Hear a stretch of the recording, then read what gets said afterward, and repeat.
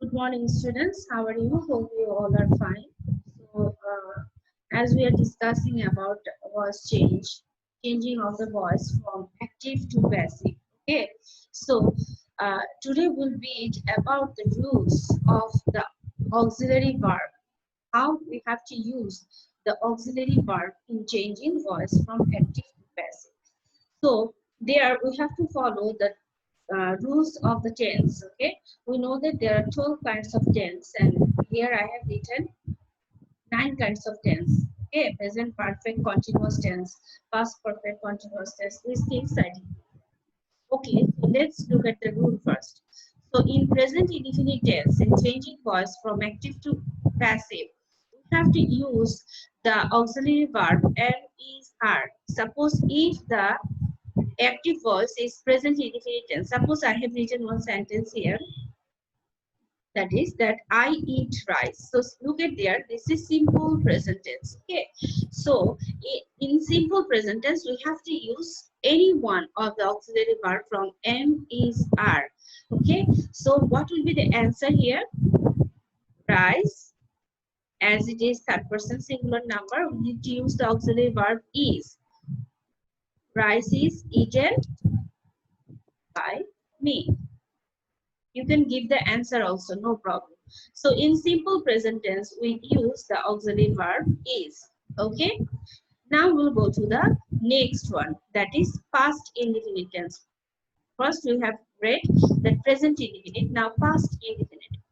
So past indefinite, I kept the same verb here. Suppose I ate rice. Past indefinite tense. So in past indefinite tense, according to the subject, we have to use was or were. So, what will be the passive form? Rice. As it is third person singular, we have to use was eaten by me. Okay. So here we have used the auxiliary verb was. Okay. Now we'll go to the future indefinite tense. Okay. In future indefinite tense, we have to use the auxiliary verb shall be and will be. Suppose I have written one example here. I shall eat rice. Okay, future indefinite tense. So what will be the answer here? What auxiliary verb we have to use? Rice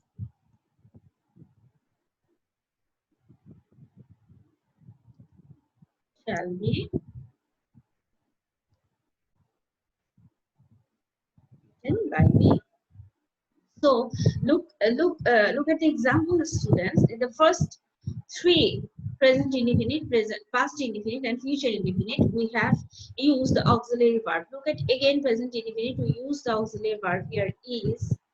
Past indefinite, we use the auxiliary verb here was, and in future indefinite tense, we use the auxiliary verb shall be.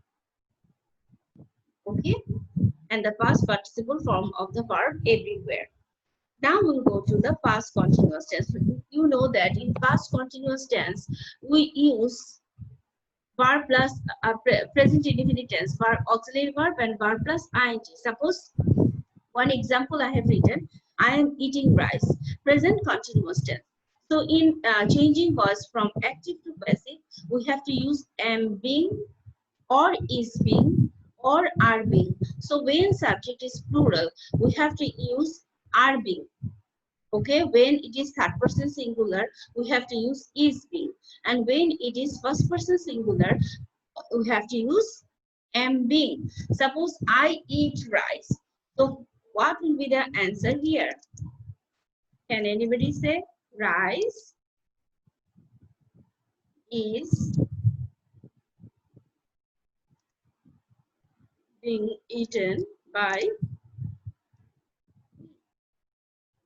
rice is being, see here, I am eating rice, we have used here is being. Rice is being eaten by me. Okay, now we'll go to past continuous. In past continuous tense, we have to use the auxiliary verb was being or were being. Same like present tense, but only the auxiliary verb will be changed it will be changed into the past form. Was being or were being. Suppose I was eating rice. So what will be the change? Rice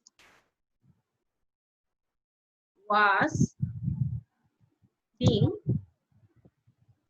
eaten by me. Understood, all of you?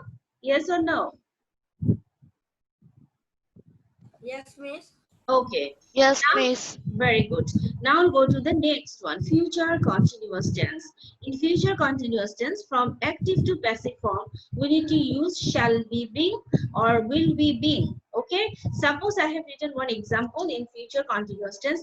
I shall be eating rice. Active voice. I shall be eating rice. So how it will be in the passive form? Rice. Rice. What we have to write? Shall be being. Okay, rice shall be being eaten by me.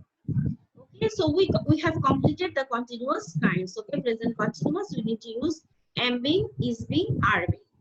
First continuous tense we have to use was being or were being according to the subject. If subject singular was being, if subject plural were being. And in future continuous tense we have to use shall be being and will be being. Okay. Now we'll go to the perfect form. Okay. In perfect tense, present perfect, we know that in present perfect we use has or have according to the subject. Okay. So we have to change it into passive form, has been, have been. So same example I have written here. I have eaten rice, present perfect tense. So in present perfect tense, I have eaten rice. You see there, what will be the change? Rice has